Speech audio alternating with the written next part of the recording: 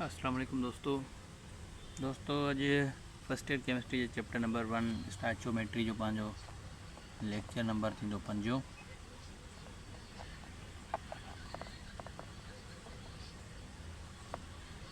4 lecture अस already करे चुका आयूँ। फर्स्ट में अस इंट्रोडक्शन कईसीं, सेकंड में अस पढ़ियोसीं मोल के बारे में, थर्ड में अस पढ़ियोसीं एवोगैड्रो नंबर के बारे में जैमें अस पार्टिकल्स मालूम कयूं पिया पहिरें में, माना सेकंड में मोल में जैसा मोलर मास मालूम कयूं पिया। थर्ड में अस पढ़ियोसीं मोलर वॉल्यूम जैमें अस वॉल्यूम मालूम करण सीखियोसीं स्टैचोमेट्री में एट STP ते। अज असांजो चैप्टर नंबर अज पहिरें जो 5 लेक्चर होंदो जेके भी असां स्टैचोमेट्री में पढ़ियासीं। असांखे ख़बर हो फर्स्ट लेक्चर में असां इंट्रोडक्शन पढ़ी, सेकंड में मोल बाबत मोलर मास बाबत, थर्ड में पार्टिकल्स एवोगैड्रो नंबर, चौथे में मोलर वॉल्यूम बाबत।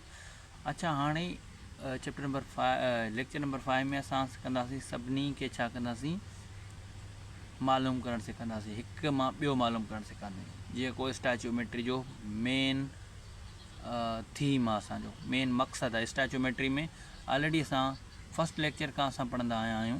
असां स्टैचोमेट्री में छा पढ़ंदा आहियूं, कंपेरिजन। असां कंपेयर कंदा आहियूं या रिलेशनशिप, कंहिंजी रिलेशनशिप पढ़ंदा आहियूं बाबा। ऑलरेडी लिखियोसीं मोल्स जी, मोलर या ईअं चयोसि मोलर मास जी, पार्टिकल्स जी, वॉल्यूम जी, इन्हनि जे बारे में।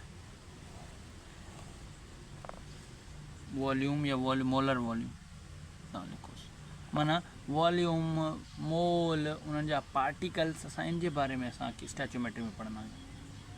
हाणे इन में असां कोई भी हिकु शइ मिलंदो असां ॿियूं मालूम करणु सिखंदासीं। अॼु सिंपल कंपाउंड्स जी सिखंदासीं। जेको नेक्स्ट असांजो लेक्चर हूंदो असां उन में सिखंदासीं जेकॾहिं असांखे केमिकल बैलेंस इक्वेशन मिलियल हुजे। असांखे ख़बर आहे स्टैचोमेट्री कंपेरिजन कंदो आहे, रिलेशनशिप मयर कंदो आहे छाजे इन्हनि जे बारे में, पर छा में हुजे केमिकल बैलेंस केमिकल इक्वेशन में। अॼु असां बैलेंस केमिकल इक्वेशन त कोन खणणु वञी रहिया आहियूं। अॼु असां सिंपल कंपाउंड कंदासीं, एलिमेंट जीअं असांखे सम्झ में अचे त माना इहा कन्वर्जन कीअं थींदी आहे।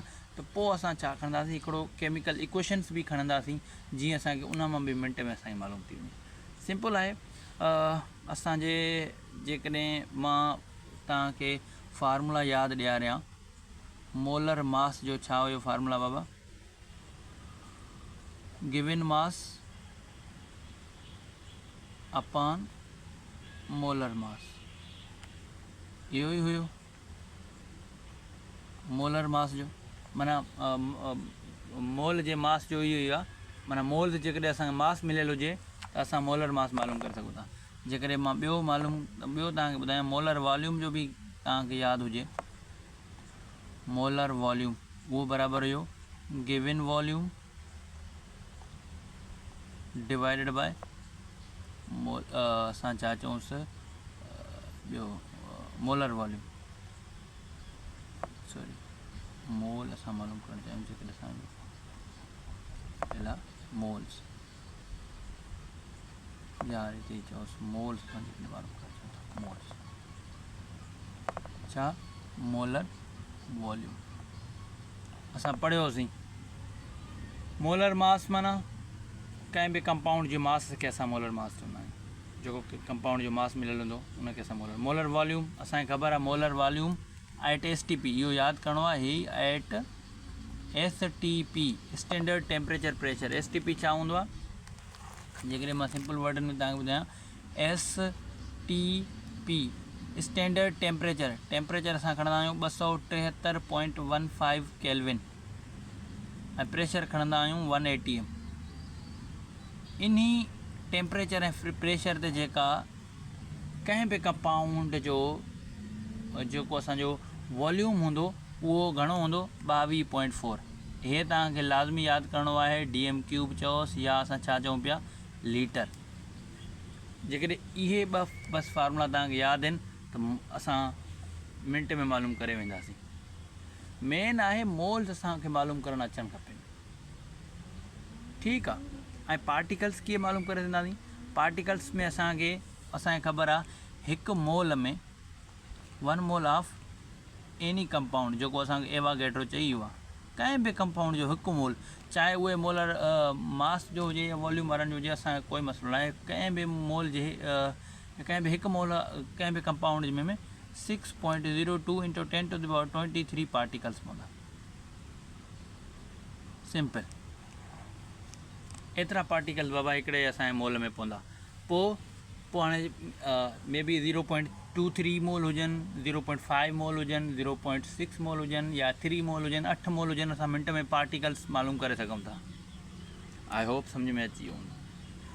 चलो, हाणे डिफरेंट शयूं असांखे मिलियल हूंदियूं जंहिंमां असां ॿियूं बि शयूं मालूम कंदासीं। एग्ज़ाम्पल नंबर 1 सां स्टार्ट कयूं था। 49 gram of H2SO4 contains dash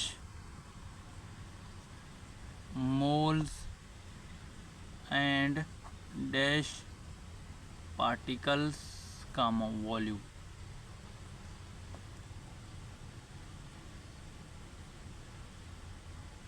सही आहे।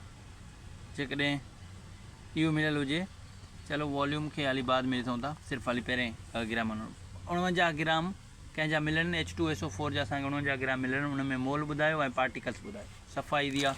सॉल्यूशन लिखोसि, फार्मूलो यादि हुजे, ख़तमु। इन में गिवन मास छा आहे? मास गिवन तव्हांखे मिलियल हूंदो, घणा मिलियल आहे? 49। ऐं मोलर मास कंहिंखे यादि हुजे त मोलर मास आहे घणो? 20 H2SO4 जो जेकॾहिं तव्हां मोलर मास मालूम कयो त घणो थींदो? H2SO4। हाइड्रोजन जो हिकु आहे, हिते 2 आहिनि त 2 थींदा, प्लस सल्फर आहे 16 नंबर ते 32 अथसि, हिते 32 थींदो, प्लस हीअ थियो घणो थींदो? 100 200 300 400 64 32 इहे थींदा वञी करे 96 96 ऐं 2 98। मोलर मास अथसि 98। हाणे इन मां असां मोल मालूम करे सघूं था? बिल्कुलु मालूम करे सघूं था। मोल मालूम करणु को ॾुखियो आहे? अच्छा, मोल असांजा घणे मोल, मिसाल तौरु मां छा जो फार्मूलो आहे? गिवन मास अपॉन मोलर मास। Given mass 49, molar mass 98, moles घणा थी विया? ही बी ग्राम, ही बी ग्राम। ख़तमु। एक 49 49 बी 49 थींदो 98, 1/2 1/2 जंहिंखे असां अधु चवंदा आहियूं, 0.5 मोल्स। 0.5 मोल्स थींदा था। जेकॾहिं असां 49 ग्राम खणूं था 0.5 मोल्स थींदा। अच्छा, हिन में पार्टिकल्स घणा थींदा? असांखे ख़बर आहे, एज़ वी नो, छा असांखे ख़बर आहे? एवागेड्रो चई वियो आहे 1 मोल ऑफ H2SO4। H2SO4 जो हिकु मोल में घणा थींदा? इहो असांखे एवागेड्रो ॿुधायो। इहो यादि करिणो, जॾहिं मोल मिली विया न, पोइ तव्हां पार्टिकल्स मिंट में मालूम करे सघो था। हिकु मोल में हेतिरा थींदा। हाणे जेतिरा बि मोल, हाणे अॻिते जेके बि प्रॉब्लम्स हूंदा आहिनि, असांखे हिकु मोल मिलियल आहे, जेतिरा मिलियल हुजनि असां उते ॿिन्ही साइडनि खां ज़र्ब कंदा। फ्री 0.5 दरबिया 1 मोल ऑफ H2SO4 बराबरि ई पार्टिकल्स चयोसि। हिते बि 0.5 दरबिया 6.02 × 10⁻23 पार्टिकल्स। हाणे घणा थी विया? घणा थी विया हुआ? 0.5 माना अधु। 6.02 जो अधु छा थींदो?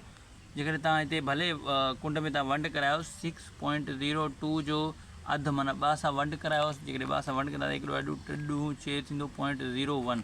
3.01 × 10⁻23 पार्टिकल्स। अदा मतिलबु एतिरा पार्टिकल्स थींदा जेकॾहिं असां 49 ग्राम खणंदासीं कंहिंजो H2SO4। अच्छा जी, जेकॾहिं मां चवां, मां खणां थो ॿियो एग्ज़ाम्पल आहे example number, I hope example number first easy हुयो, तव्हांखे सम्झ में आयो हूंदो। फर्स्ट सिंपल छा कयोसीं, 49 ग्राम, तव्हांखे मास मिलियल आहे ग्राम, तव्हांखे मोल बि मालूम करणा नी ऐं तव्हांखे पार्टिकल्स मालूम करणा नी। मोल मालूम करण लाइ फार्मूलो असांखे मास वारो यादि आहे। जेकॾहिं मास मिलियल हुजे त गिवन मास अपन मोलर मास असां मालूम कईसीं 98 थिया, गिवन मास 49 आयो, डिवाइड करायोसीं त 1/2 माना घणो आयो, अधु आयो। जेकॾहिं मां एग्जाम्पल नंबर ॿियो खणां थो, सिंपल हिते ई असां मां जेकॾहिं तव्हांखे ॾियां, जेकॾहिं if there R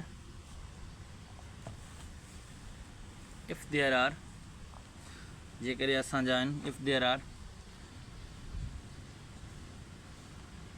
18.06 into 10 to the power 23 particles of H2O, find moles and mass। Particle सिर्फ़ु मिलियो बाबा तव्हांखे। हाणे particle 6.02 into 10 to the power 23 तव्हांखे मिलिया अथसि। हाणे हिन में तव्हांखे मोल बि मालूम करणा नी ऐं तव्हांखे मास भी मालूम करणो आहे। हाणे एतिरा पार्टिकल्स हूंदा त मास घणो हूंदो ऐं मोल घणो हूंदो। जेकॾहिं मां सिंपल में लिखां, हिकु मोल में घणा particle, 6.02 into 10 to the power 23 particles. हिकु मोल में एतिरा पार्टिकल्स थींदा,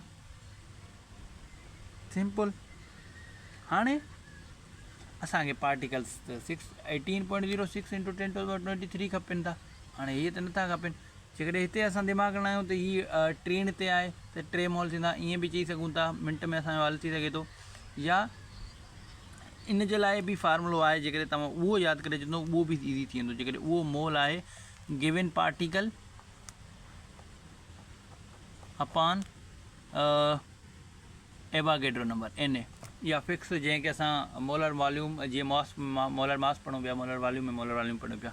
हाणे हिन में मोल बराबरि थींदा गिवन पार्टिकल घणा नी, 18.06 into 10 to the power 23 upon Avogadro number ॿुधायो 6.02 into 10 to the power 23। जेकॾहिं मां इहो 3 दफ़ा खोड़ो हणांसि हिनखे, हे ऐं 3 दफ़ा खोड़ो वेंदो हिन में, मतिलबु हे बाक़ी कटिजी विया सभु। मोल घणा थी विया, 3 मोल। बाबा जेकॾहिं 18.06 into 10 to the power 23 particles कंदासीं, मोल घणा थींदा, 3। ऐं मोल 3 थी विया त हिकु मोल में मास घणो अथव, 18 ग्राम। बाबा H2O जो H माना हाइड्रोजन हिकु आहे त हिकु मास अथसि, त हिते 2 आहिनि त 2 थींदा 16। ऑक्सीजन आहे 8 नंबर ते, 16 अथसि मास। 16 ऐं 2 घणा थिया, 18। हिकु जो 18 आहे त 3 मोल जो घणो थींदो, 1 अरड़ो 2 अरड़ो 24, 36, 3 अरड़ो 54 ग्राम थींदो। ईअं बि असां मालूम कयोसीं। ॿियो जेकॾहिं मां ॿियो एग्जाम्पल लिखां, अञा बि ईज़ी कयोसि, वॉल्यूम वारो सां हिकिड़ो खणो, वॉल्यूम जो बि करायो, वॉल्यूम खणी करे हल कयूं, ॾिसूं थिए थो। चलो एग्जाम्पल नंबर असां खणूं था 3। एग्जाम्पल नंबर 3 में असां छा खणंदासीं, मिसाल तौरु असां ॾियूं था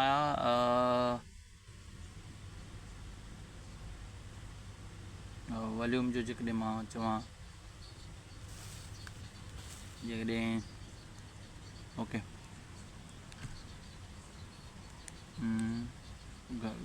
पहिरियों ॾियूं था, जेकॾहिं 2.5 moles of CaCO3 will contain dash volume। 2.5 मोल हुजनि जेकॾहिं CaCO3 जा, त उन में वॉल्यूम ॿुधायो, उन में मास ॿुधायो, उन में पार्टिकल्स ॿुधायो। इहो इम्पोर्टेंट आहे ऐं इहो बि सम्झणु, ऐं हिन जे ज़रिए जेकॾहिं इहो असांखे सम्झ में अची वियो त जेको असांजो नेक्स्ट लेक्चर हूंदो न बाबा, उन में असां केमिकल इक्वेशन्स खणण वारा आहियूं। उन में केमिकल इक्वेशन्स खणी करे असां हल करण वारा वञी रहिया आहियूं। ॾिसो 2.5 मोल्स ऑफ CaCO3 में वॉल्यूम घणा हूंदा, सॉल्यूशन फार्मूला यादि हुजनि, क्या मां कुंड में हिकु चकर लिखां। नंबर 1, मोल्स जा 2 फार्मूला आहिनि। जेकॾहिं मास मिलियल हुजे त given mass upon molar mass.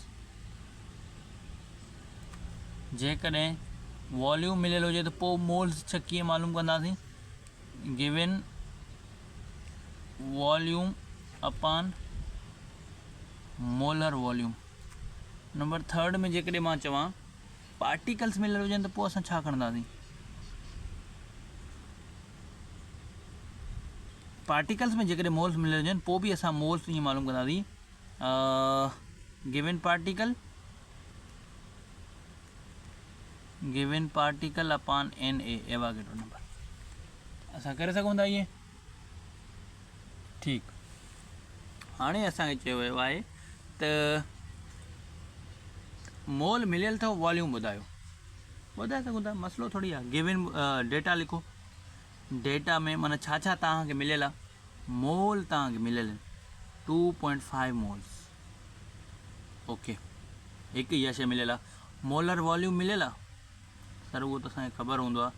Molar volume of CaCO3 at STP is equal to 22.4 dm³ चऊं या लीटर चऊं, ॿई सही आहिनि बाबा। 22.4 dm³ पेपर में अची वञे, लीटर अची वञे, को मसइलो न आहे, ॿई सेम आहिनि। टियों मिलियल आहे मोलर मास मिलियल आहे, हा साईं उहो बि मिलियल आहे। उहो छा मिलियल आहे बाबा? CaCO3। मां तव्हांखे चवंदो आहियां CaCO3 ऐं ॿ टे जेके कंपाउंड बि पोएं लेक्चरनि में तव्हांखे ॿुधायां। इहे मास जेकॾहिं तव्हां यादि करे छॾींदो त तक़रीबन तव्हां 20 मिंट अॻिते थी वेंदो, तव्हांखे मिंट में सम्झ में अची वेंदो। न त वरी तव्हांखे तव्हांखे मालूम करिणो पवंदो CaCO3। Ca कैल्शियम 20 नंबर ते आहे त मास अथसि 40 प्लस कार्बन 12, छो जो मास 12 अथसि, ऐं ऑक्सीजन हिकु मास 16 आहे त 3 जो 8 घणो थींदो? 48। इहो थी वियो 100 बि थी वियो। हाणे असांखे पहिरियों मालूम करिणो आहे वॉल्यूम जे ज़रिए। हाणे असांखे फार्मूलो मोल्स मिलियल आहिनि, हाणे वॉल्यूम वारो फार्मूलो इस्तेमालु करिणो आहे। यादि करणी वॉल्यूम वारो फार्मूलो, जेकॾहिं असांखे मोल मिलियल आहिनि पोइ असां छा इस्तेमालु कंदासीं? वॉल्यूम वारो फार्मूलो। चलो वॉल्यूम वारो जेकॾहिं मां फार्मूला इस्तेमालु कयां त छा थींदो? मोल्स बाय यूज़िंग, ईअं लिखोसि, by using moles formula for volume. उहो वॉल्यूम मिलियल आहे, उनजे लाइ मोल्स जो फार्मूला छा लींदो? सिंपल मिलियल आहे। बाबा इहे तव्हांखे हे लाज़मी यादि करणा पवंदा। हिनखे जेकॾहिं तव्हां यादि न कंदो त पोइ तव्हां मे बी न करे सघो। हल तव्हां मोल्स बराबरि थींदो गिवन वॉल्यूम आहे अपान मोलर वॉल्यूम। गिवन वॉल्यूम ख़बर आहे, अलाह खे ख़बर हूंदो, असांखे ख़बर न आहे। उनखे तव्हां रखो एक्स, रखी सघो था, को मसइलो न आहे। Molar volume given volume, given volume असांजो एक्स आहे त एक्स रखोसि। मोलर वॉल्यूम असांखे ख़बर आहे, बिल्कुलु ख़बर आहे, घणो आहे? 22.4 लीटर। अच्छा, मोल तव्हांखे ख़बर आहिनि? हा, मोल बि ख़बर आहिनि। घणा आहिनि? 2.5 बराबरि एक्स अपान 22.4 लीटर। हाणे एक्स असांजो छाजे बराबरि थी वियो? हाणे हीअ वञी करे हिन सां मल्टीप्लाई थींदो। इहो मैथमेटिक्स जो इहो असूल हूंदो आहे, जेकॾहिं जेको डिवीजन में हूंदो आहे त उहो ॿिए साइड में वञी करे मल्टीप्लाई में थींदो आहे। जेकॾहिं मैथमेटिक्स जो न पढ़ियो आहे उहो त रूल सिंपल हूंदो आहे। जेको डिवीजन में हूंदो आहे न, हुन ॿिन्ही साइडनि खे तव्हां इहो ज़र्ब कराए सघो था, माना छो जो हेठियों जीअं छा थी वञे, ख़तमु थी वञे, असांखे सिर्फ़ु एक्स या गिवन वॉल्यूम मिले। हीअ ख़तमु। हाणे 22.4 दरमियान 2.5 ठीकु थी वियो। हाणे जेकॾहिं मां इन्हनि खे हल कयां, जेकॾहिं तव्हां कैलकुलेटर यूज़ कंदो, कैलकुलेट में छा जवाबु आयो? 22.4 कयोसि, उनखे तव्हां मल्टीप्लाई कराईंदो 2.5 सां, इन जो जवाबु ईंदो 56। 56 छा थी वेंदो? लीटर। 56 लीटर हूंदा जेकॾहिं तव्हां 2.5 मोल खणंदो CaCO3। होप त सम्झ में अचे थो। ईज़ी हुयो, वॉल्यूम मिलियल हुयो, न मोल त मिलियल हुया, उन मां वॉल्यूम मालूम कई। छो जो असांखे छा मालूम ख़बर आहे? मोलर वॉल्यूम ख़बर आहे। सिंपल असां हिन सां ज़र्ब कराए करे मिंट में मालूम कंदासीं। पेपर में तव्हांखे तक़रीबन कैलकुलेटर हलो हूंदो, को मसइलो न आहे, कैलकुलेटर तव्हां इस्तेमालु करे हल करे सघो था। चलो सर, हिकिड़ो त असांजो मालूम थी वियो, छा मालूम थी वियो? वॉल्यूम मालूम थी वियो। हाणे मास कीअं मालूम कयां? मास जी त असांखे ख़बर न आहे। चलो गिवन मास माना जेकॾहिं 2.5 मोल्स आहिनि या 56 लीटर आहे त उन में मास घणो हूंदो? सिंपल आहे, को मसइलो न आहे। मां चवां हिकु मोल, चलो मोल वारो फार्मूलो हणो यार। मोल बराबरि गिवन मास अपान मोलर मास। सम्झ में अचे थो? गिवन मास अपॉन मोलर मास। हाणे गिवन मास असांखे मालूम करिणो आहे, मोलर मास असांखे ख़बर आहे उहो आहे 100। हाणे बाक़ी मोल बि असांखे ख़बर आहिनि 2.5, ही बाबति थी आहे 2.5 is equal to given mass असांखे ख़बर न आहे, इनखे असां एक्स रखूं था या गिवन मास सेम रखूं अपन मोलर मास आहे 100, विच इम्प्लाइज़ दैट, जंहिंजो मतिलबु थियो त गिवन मास असांजे छाजे बराबरि थियो आहे बाबा, गिवन मास बराबरि थियो मोल सां वञी करे असांजो 100 ज़रब थियो, इहो बराबरि थी वियो छाजे बराबरि थियो आहे, असांजो बराबरि थियो आहे 250 ग्राम, मतिलबु 2.5 मोल ऑफ कैल्शियम कार्बोनेट जा घणे जे बराबरि आहिनि, 250 ग्राम जे, एतिरनि ग्रामनि जे बाबा बराबरि आहे। सर हाणे आख़िरी पेज रहिजी वियो त पार्टिकल, ईज़ी आहे, पार्टिकल छाजे बराबरि आहे, मोल्स बराबरि गिवन पार्टिकल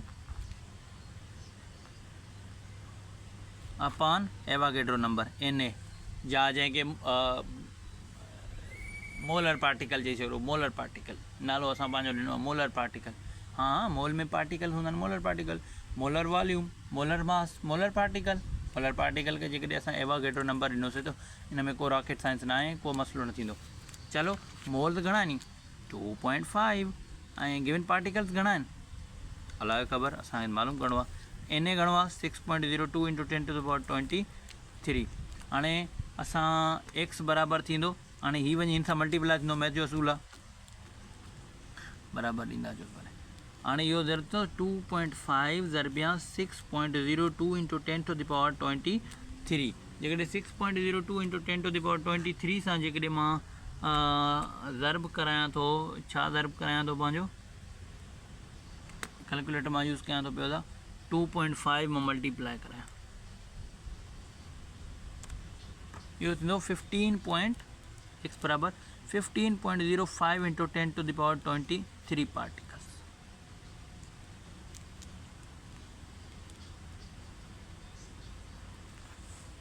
माना हाणे हिन में कोई बि रॉकेट साइंस न आहे, सफ़ा ईज़ी आहे, सिर्फ़ु हिकु शइ असांखे मिलियल हुई, उन मां सभु शयूं मालूम थियूं। इहो कहिड़े ब्रांच में पढ़ंदा आहियूं, स्टैच्यूमेट्री में पढ़ंदा आहियूं। मोल्स, पार्टिकल्स, वॉल्यूम, मास, इहे सभु असां स्टैच्यूमेट्री में पढ़ंदा आहियूं, ऐं उहे सभु असांजा फार्मूला, हे जेकॾहिं 3 फार्मूला जंहिं यादि कया आहिनि उहो हीरो आहे,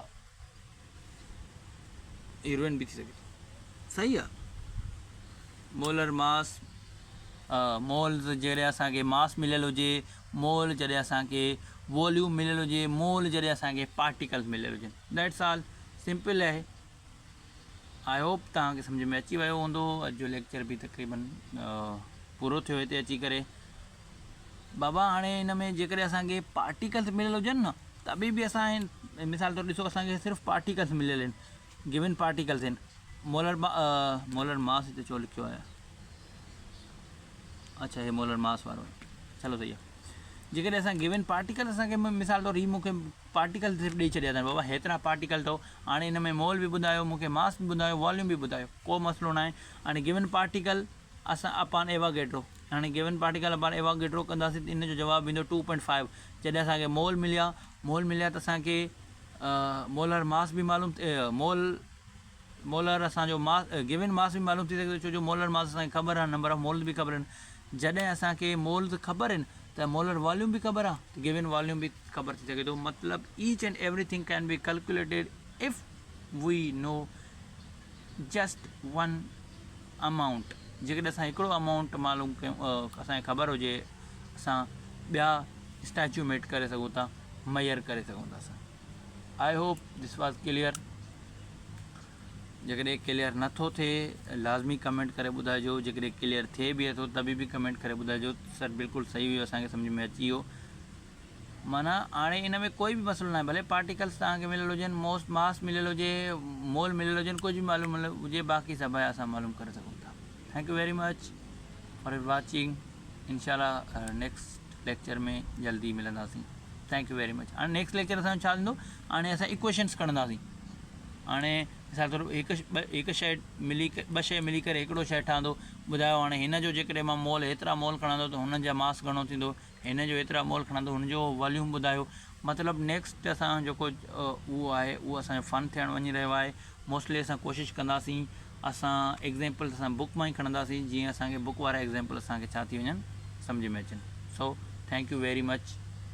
बुक वारा एग्ज़ाम्पल्स लाज़मी कंदासीं। अच्छा, इन्हनि जा बि बुक वारा एग्ज़ाम्पल लाइन ॾिसां थो, या त असां पहिरियों इहो कोशिशि कंदासीं पहिरियों हिकिड़ो बुक वारे एग्ज़ाम्पल्स जो सॼो अचे, पोइ वरी नेक्स्ट में असां क्वेश्चन्स खणंदासीं।